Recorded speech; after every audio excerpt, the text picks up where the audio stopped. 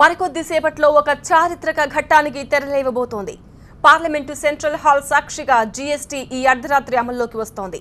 పెద్ద పజిల్గా ఉన్న పరోక్ష పన్నుల వ్యవస్థను సమూలంగా మార్చేసి జీఎస్టీ అనే పేరుతో సరళమైన పన్నుల వ్యవస్థ మన ముందుకు వస్తోంది. ఒకే దేశం ఒకే రకమైన పన్ను పేరుతో భారత్ ప్రపంచం దృష్టిని ఆకర్షిస్తోంది. అయితే మన దేశంలోని జీఎస్టీకి ప్రపంచ దేశాల్లోని జీఎస్టీకి పోలికలేంటి, తేడాలేంటి?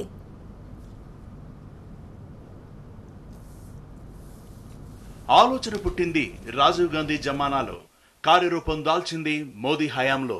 అంటే మన దేశంలో ఒక ఆలోచన కార్యరూపం దాల్చడానికి 30 ఏళ్లు పట్టింది. 25 ఏళ్ల సంస్కరణల భారతదేశంలో పరోక్ష పన్నులపై ఇంత పెద్ద సంస్కరణ తీసుకురావడం ఇదే మొదటిసారి. మన దేశంలో రాష్ట్రానికో పన్ను, కేంద్రానికో పన్ను, పన్ను మీద పన్నుతో జనం వీపులపై విమానం మోత మోగుతోంది. ప్రపంచంలోనే అత్యంత సంక్లిష్టమైన చిక్కుముళ్లా కనిపిస్తున్న పన్నుల వ్యవస్థను సమూలంగా మార్చేయాలని యూపీఏ ప్రభుత్వం నిర్ణయించింది. అప్పట్లో ఆర్థిక మంత్రిగా ఉన్న ప్రణబ్ ముఖర్జీ సారథ్యంలో జీఎస్టీకి రూపకల్పన జరిగింది. కానీ నాడు విపక్షంలో ఉన్న బీజేపీ జీఎస్టీని వ్యతిరేకించింది. కానీ అదే బీజేపీ మోదీ సారథ్యంలో అధికారంలోకి వచ్చాక జీఎస్టీకి ఆమోదముద్ర పడింది. ప్రపంచవ్యాప్తంగా 160 దేశాల్లో జీఎస్టీ అమల్లో ఉంది. కానీ అక్కడ 1-2 స్లాబ్లే ఉన్నాయి.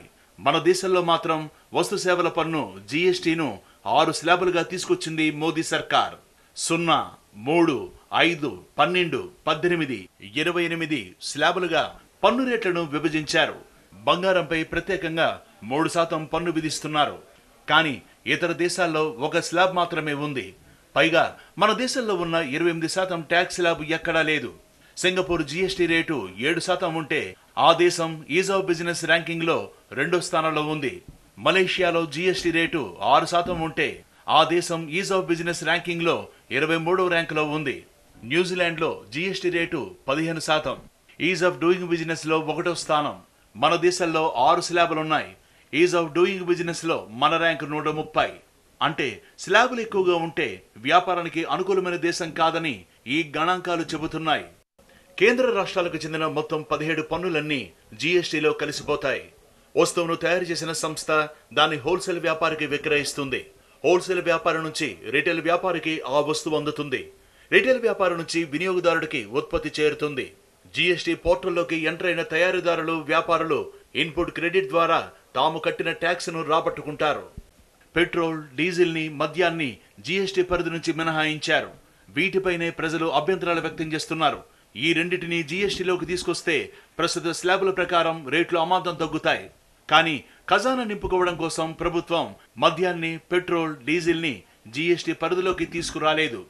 ట్యాక్స్ మార్పులకు అలవాటు పడటానికి మలేషియా తమ వ్యాపార వాణిజ్య వర్గాలకు ఏడాది సమయం ఇచ్చింది. కానీ మోదీ సర్కార్ మాత్రం హడావిడి చేస్తోందనే ఆరోపణలు ఎదుర్కొంటోంది. మరోవైపు జీఎస్టీని అమలు చేసిన ప్రభుత్వాలేవి మళ్లీ అధికారులకు రాలేదని చరిత్ర చెబుతోంది. అంటే రాజకీయంగా మోదీ సర్కార్ పెను సవాల్ను ఎదుర్కొంటోందని విశ్లేషణలు వస్తున్నాయి. అదే సమయంలో జీఎస్టీని అమలు చేస్తే ద్రవ్యోల్బణం పెరగదని ప్రభుత్వం భరోసా ఇస్తోంది. కానీ ఇండస్ట్రీ నిపుణుల వాదన మరోలా ఉంది. జీఎస్టీ దెబ్బకు ధరలు బాంబులా పేలే అవకాశం ఉందని అంటున్నారు. ధరల భారం పెరిగితే ప్రజలపై భారం తగ్గకుండా మాత్రం ప్రభుత్వం భరోసా ఇవ్వలేకపోతోంది.